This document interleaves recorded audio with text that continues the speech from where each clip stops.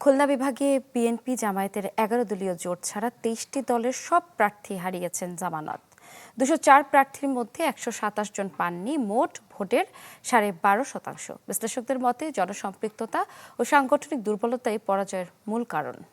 এবার নগদে পাচ্ছেন হেলিকপ্টার অফার, তাই কেনাকাটার পেমেন্ট নগদে করুন আর বুঝে নিন ২০০০ টাকারও বেশি ক্যাশব্যাক সহ হেলিকপ্টার রাইড। পেমেন্ট শুরু করুন আজই। খুলনায় ভোটের লড়াই ছিল জমজমাট। মাঠে ছিলেন ২ শতাধিক প্রার্থী, কিন্তু ফলাফলের খাতায় দেখা গেল এক ভয়াবহ বাস্তবতা। বিভাগের ৩৬টি আসনের মধ্যে ২৩টি দলের সব প্রার্থী হারিয়েছেন জামানত।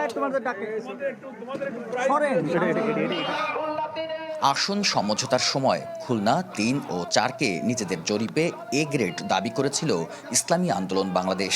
শেষ পর্যন্ত ১১ দলীয় জোট ছেড়ে পৃথকভাবে নির্বাচনেও অংশ নেয় চরমোনাই পীরের নেতৃত্বাধীন দল। কিন্তু ৩১টি আসনেই তাদের শোচনীয় পরাজয়, সব কটিতেই হারিয়েছে জামানত।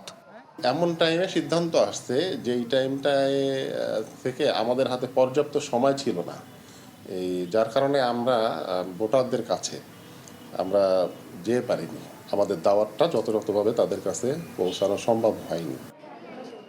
শুধু ইসলামী আন্দোলন নয়, জাতীয় পার্টি ২৫টি, বাংলাদেশ কমিউনিস্ট পার্টি ৭টি, গণ অধিকার পরিষদ ৭টি সহ ২৩টি দলের সব প্রার্থীরই জামানত বাজেয়াপ্ত হয়েছে। বিভাগের লোকজন বসবাস করে, তাদের সকলের ভোট এবং আমাদের যে ছাত্র সম্প্রদায় আছে, এদের সকলের ভোটটাই কিন্তু আমি আশা করেছিলাম। খুলনা 3-এ নির্বাচন করেছি, আমি মানুষের যে সাড়া পেয়েছি সেই সাড়ায় আমার যে ভোটের রেজাল্ট, সেই রেজাল্টের সঙ্গে মেলে না। বিশ্লেষকদের মতে জনসম্পৃক্ততার অভাব, সাংগঠনিক দুর্বলতা আর ভোটারদের সাথে যোগাযোগের ঘাটতির কারণেই বেশিরভাগ প্রার্থী আস্থা অর্জনে ব্যর্থ হয়েছেন। কিছু লোক নির্বাচন করে, যদি জিততে পারে তাহলে আমার এখান থেকে কিছু আমি আমার মতন তৈরি করতে পারবো।